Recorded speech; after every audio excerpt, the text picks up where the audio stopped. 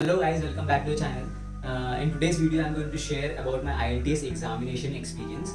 So आज की video में मैं अपने IELTS एग्जाम के एक्सपीरियंस के बारे में शेयर करूँगा कि मैंने कब एग्जाम दिया, मैंने अभी कोविड समय दिया कि कोविड के पहले दिया था. सो ऑल दैट डिटेल वो सब डिटेल्स मैं आपको आज इस वीडियो में बताऊँगा. So let's get started this video.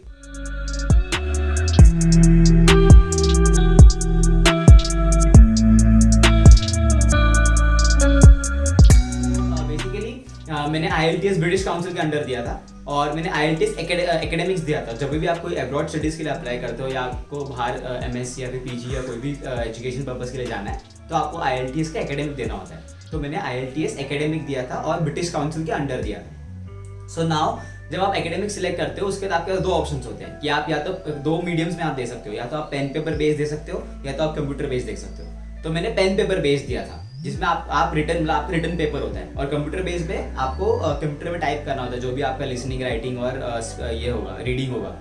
तो बेसिकली दोनों सेंटर पे जाके देना होता है. ऐसा नहीं कि कंप्यूटर बेस जो ऑनलाइन है तो आप घर से दे सकते हो, ऐसा नहीं होता. दोनों आपको सेंटर में जाके देना होता है.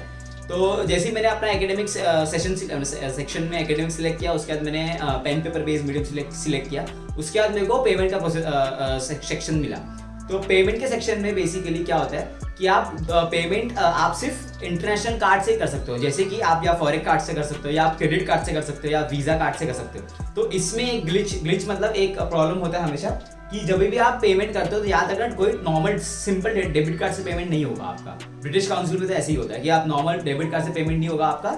अगर आपका वीज़ा डेबिट कार्ड है या फिर आपका ऐसा डेबिट कार्ड जो इंटरनेशनल भी चल सकता है, इंटरनेशनल पेमेंट के लिए आपको अलाउ किया है, आपका उतना बैंक से ये है, तो तभी आपका वो कार्ड चलेगा. नहीं तो आप फॉरेक्स कार्ड यूज़ कर सकते हो, नहीं तो आप क्रेडिट कार्ड यूज़ कर सकते हो.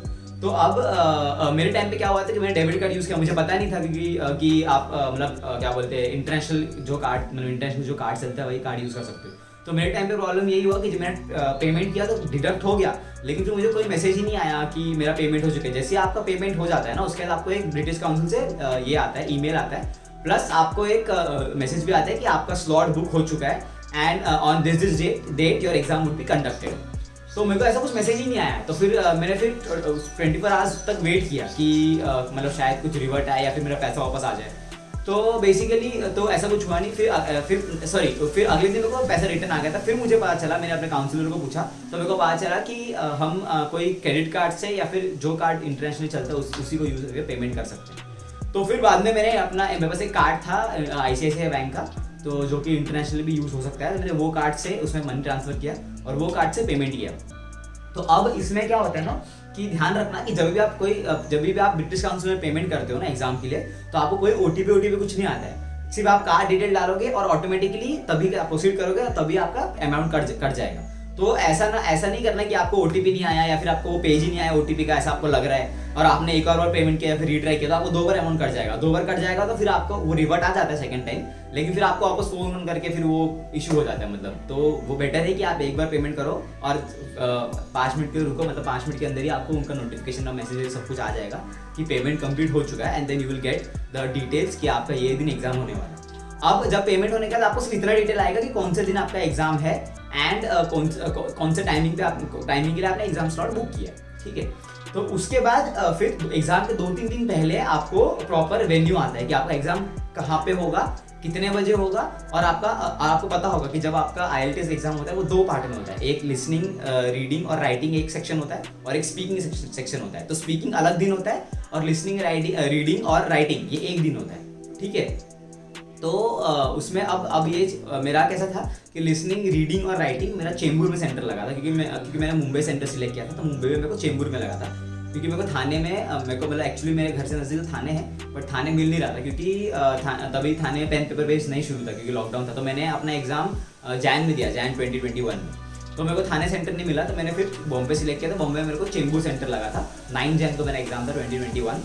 तो चेंबूर सेंटर लगा. तो चेंबूर में मेरा 1 बजे से एग्जाम था. तो आपको 1.5 घंटा पहले रिपोर्ट करना होता है. तो मेरे को 11:30 वहाँ पे रिपोर्ट करना था. तो 11:30 के पहले ही मैं अराउंड 11 o'clock पे मैं पहुँच गया था. उसके बाद याद रखना एग्जामिनेशन सेंटर में घुसने के पहले आपको क्या क्या कैरी करना है। एक तो एक कोविड डिक्लेरेशन फॉर्म होता है जो आपको एग्जाम के 2-3 दिन पहले आएगा विद वेन्यू, उसके साथ ही आपको नीचे फॉर्म आएगा PDF फॉर्मेट में, उसका प्रिंट आउट निकाल लो। उसमें जस्ट बेसिक डिटेल भरना होता है आपको, लास्ट पहले कभी कुछ कोविड हुआ है क्या वो डिटेल, या फिर आपको कोई कोविड का सिम्टम है क्या, तो ये रिलेटेड डिटेल आपको भरना होता है उसमें।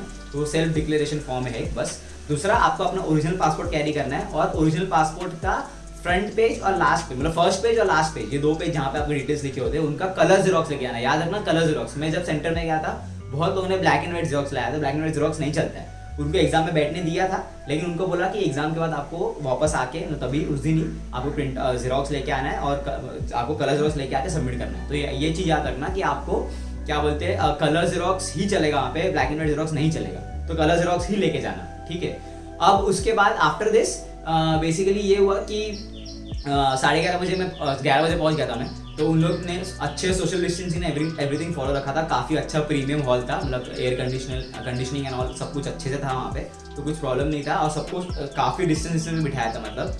तो डायरेक्टली आपको एग्जामिनेशन हॉल में नहीं भेजेंगे, पहले आपको एक दूसरे रूम में बिठाएंगे जहाँ पे आपका बायोमेट्रिक होगा, मतलब आपका फिंगरप्रिंट्स लेंगे, आपके आई स्कैन करेंगे आपका, और पासपोर्ट से मैच करेंगे, पासपोर्ट ओरिजिनल है कि नहीं वो चेक करेंगे, आपके डॉक्यूमेंटेशन जो आप लेके गए वो सबमिट कर आपका वहाँ पे आपको सबमिट करना है। फिर आपको आपके पासपोर्ट पे एक स्टिकर लगाया जाएगा कि आपने कौन से दिन एग्जाम अटेंड किया है इसका, ठीक है।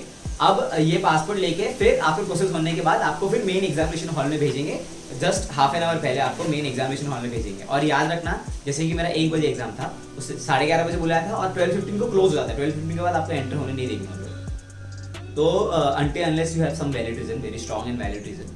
तो उसके बाद 1 बजे मेरा एग्जाम स्टार्ट हुआ, और वहाँ पे वही सेम पेन पेपर पेज में आपको एक हेडसेट दिया जाता है जिसमें आपको लिसनिंग का ऑडियो सुनाया जाएगा, ठीक है। उसके अंदर आपको लिसनिंग का ऑडियो सुनाया जाएगा, ऑडियो लिसनिंग है 4 पार्ट्स, ये सबको पता होगा। और फ्यूचर वीडियो में मैं पूरा पेपर पैटर्न अच्छे से एक्सप्लेन करूंगा कि IELTS का पेपर पैटर्न कैसा होता है, और मैंने कैसे प्रिपरेशन किया, मैंने क्लास लिया था या नहीं लिया था, and how I gave IELTS for free, ठीक है। तो एग्जाम मेरा 1 से 4 था, 1 से 4 एग्जाम होने के बाद then they give you slip, मतलब एग्जाम के समय आपको येलो वाला स्लिप मिलता है जिसमें आपका नंबर लिखा होता है, स्टूडेंट नंबर लिखा होता है। तो वो नंबर बेसिकली आपको वो स्लिप आपको रखना है संभाल के, वो स्लिप आपको स्पीकिंग में यूज़ करना है, ठीक है, स्पीकिंग में आपको वो स्लिप यूज़ करना है। सो बेसिकली वो स्लिप मेरे को मिला, तो फिर मेरा जैसे मेरा 9 तारीख को एग्जाम था, तो फिर बाद में 11th को मेरा स्पीकिंग का टेस्ट था। तो स्पीकिंग मेरा था मुंबई सेंट्रल में, स्पीकिंग हमेशा कोई अच्छे से होटल में होता है, याद रखना। तो मेरा मुंबई सेंट्रल में मुंबई द साहिल होटल करके एक होटल था, वहाँ पे मेरा स्पीकिंग का एग्जाम था।